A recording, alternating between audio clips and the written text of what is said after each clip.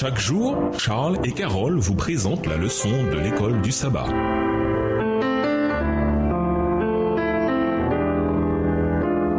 Bienvenue dans votre émission. Dieu nous parle. Nous voilà à la leçon de lundi. Compter sur Dieu, pas sur nos ressources. Le roi David aurait dû faire preuve de discernement. Il aurait dû savoir, d'après l'expérience de son meilleur ami Jonathan, que quand on se trouve dans une relation d'alliance avec Dieu, peu importe que l'on dispose de quelques hommes ou de beaucoup, Dieu peut nous donner la victoire. Dans 1 Samuel 14, versets 1 à 23, la Bible rapporte comment Jonathan, le fils de Saül et le serviteur qui portait ses armes, vainquirent une garnison entière de Philistins avec l'aide de Dieu. Mais malgré cette expérience et bien d'autres dans l'histoire du peuple de Dieu, une fois que le roi David se retrouva dans des moments difficiles, il se laissa tenter et se fia à ses propres forces et à son ingéniosité. Lisons Chronique 21, les versets 1 à 14. Pourquoi David décide-t-il de dénombrer Israël ou de compter ses soldats? Pourquoi Joab veut-il l'en dissuader? 1 Chronique 21, les versets 1 à 14. Satan se leva contre Israël et il excita David à faire le dénombrement d'Israël. Et David dit à Joab et aux chefs du peuple: allez, faites le dénombrement d'Israël depuis Beersheba jusqu'à Dan et rapportez-le-moi, afin que je sache à combien il s'élève.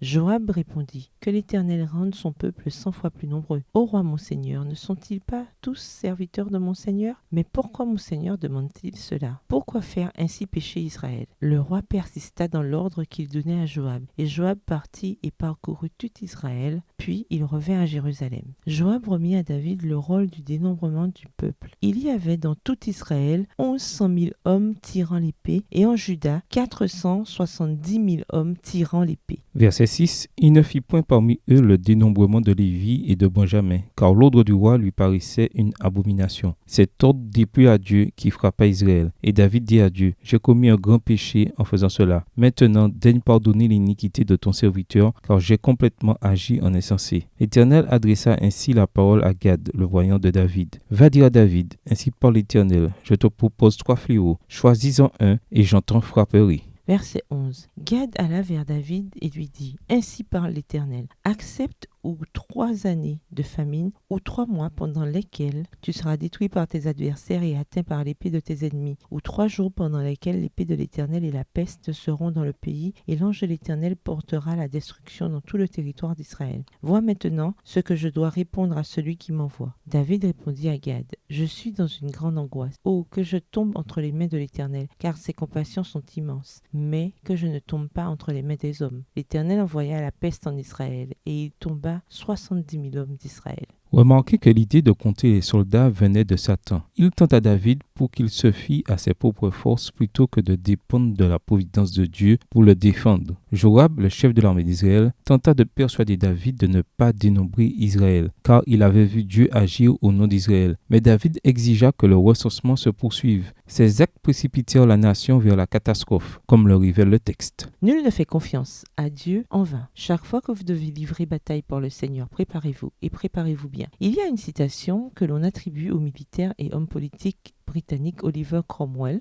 1599 à 1658, qui aurait dit à son armée avant de livrer bataille: mettez votre confiance en Dieu, mes enfants, et gardez votre poudre sèche. Il s'agissait de poudre à canon. En d'autres termes, faites tout ce que vous pouvez pour réussir, mais à la fin, sachez que seul Dieu peut vous donner la victoire. Dans notre contexte immédiat, il est très tentant de se fier au pouvoir du gouvernement ou de nos comptes en banque. Pourtant, lors de chaque crise mentionnée dans la Bible, quand le peuple faisait confiance à Dieu, ce dernier honorait leur confiance et pourvoyait à leurs besoins. Mettons à profit le temps présent pour être en règle avec Dieu, nous sortir de l'endettement et être généreux avec ce que nous avons. Comme le dit un vieux chant gospel, si jamais nous avons eu besoin du Seigneur par le passé, nous avons clairement besoin de lui maintenant. Comment trouver l'équilibre entre faire ce que l'on peut pour avoir la sécurité financière tout en faisant confiance au Seigneur en toutes choses? Au revoir. Et à demain si Dieu veut. Dieu nous parle. Chaque jour, Charles et Carole vous présentent la leçon de l'école du sabbat.